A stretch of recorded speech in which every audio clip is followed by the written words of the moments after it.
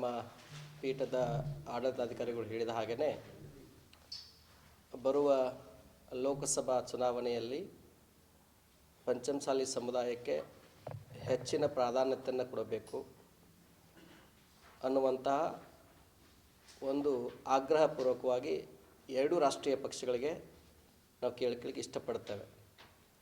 ಈಗಾಗಲೇ ಸುದೀರ್ಘವಾಗಿ ಭಾಳ ಸ್ಪಷ್ಟತೆಯಿಂದ ನಮ್ಮ ಆಡಳಿತಾಧಿಕಾರಿಗಳಂಥ ಡಾಕ್ಟರ್ ರಾಜ್ಕುಮಾರ್ ಅವರು ಹೇಳಿರೋದ್ರಿಂದ ಬರುವ ಲೋಕಸಭಾ ಚುನಾವಣೆ ಈ ದಾವಣಗೆರೆ, ಹಾವೇರಿ, ಗದಗ, ಬಾಗಲಕೋಟೆ, ವಿಜಯಪುರ, ಕೊಪ್ಪಳ, ಧಾರವಾಡ, ಬೆಳಗಾವಿ, ಚಿಕ್ಕೋಡಿ ಇನ್ನು ಅನೇಕ ಜಿಲ್ಲೆಗಳಲ್ಲಿ ನಮ್ಮ ಪಂಚಮಸಾಲಿ ಸಮುದಾಯ ಲಿಂಗಾಯತರಲ್ಲಿ ಅತಿ ಹೆಚ್ಚಿರುವಂಥದ್ದು ತಮಗೆಲ್ಲ ಗೊತ್ತೇ ಇದೆ.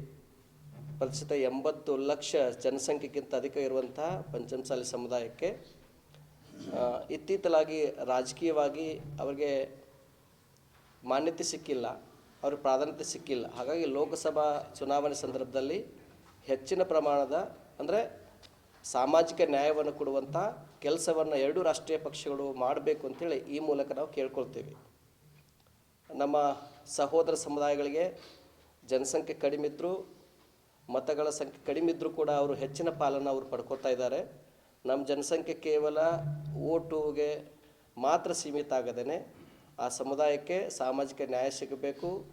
ಆ ಕಾರಣಕ್ಕಾಗಿಯೇ ಇವತ್ತು ಈ ಪತ್ರಿಕಾಗೋಷ್ಠಿಯನ್ನು ಕರೆದಿರುವಂಥದ್ದು. ಬರುವ ಲೋಕಸಭಾ ಚುನಾವಣೆಯಲ್ಲಿ ನಮ್ಮ ಸಮುದಾಯಕ್ಕೆ ಹೆಚ್ಚಿನ ಪ್ರಾಧಾನ್ಯತೆಯನ್ನು ಕೊಡಬೇಕು ಅನ್ನುವಂಥ ಈ ಮೂಲಕ ನಾವು ಆಗ್ರಹವನ್ನು ಪಡ್ತೇವೆ. ಅದು ಅವರು ಯಾವ ಕ್ಷೇತ್ರ ಕೊಡ್ತಾರೋ, ಯಾವ ವ್ಯಕ್ತಿ ಕೊಡ್ತಾರೋ ಅದು ಅವರು ವ್ಯಕ್ತಿಗತವಾಗಿ ಬಿಡ್ತೇವೆ. ಆ ಪಕ್ಷಕ್ಕೆ ನಿಷ್ಠಿದ್ದವರು ಯಾರು ಯೋಗ್ಯರಿದ್ದಾರೆ ಅವರಿಗೆ ಆ ಟಿಕೆಟನ್ನು ಹಂಚಿಕೆ ಮಾಡಲಿ, ಆದರೆ ನಮ್ಮ ಸಮುದಾಯಕ್ಕೆ ಹೆಚ್ಚಿನ ಪ್ರಾತಿನಿಧ್ಯ ಕೊಡಬೇಕು ಅಂಥೇಳಿ ಈ ಮೂಲಕ ನಾವು ಕೇಳ್ಕೊಳ್ತೇವೆ.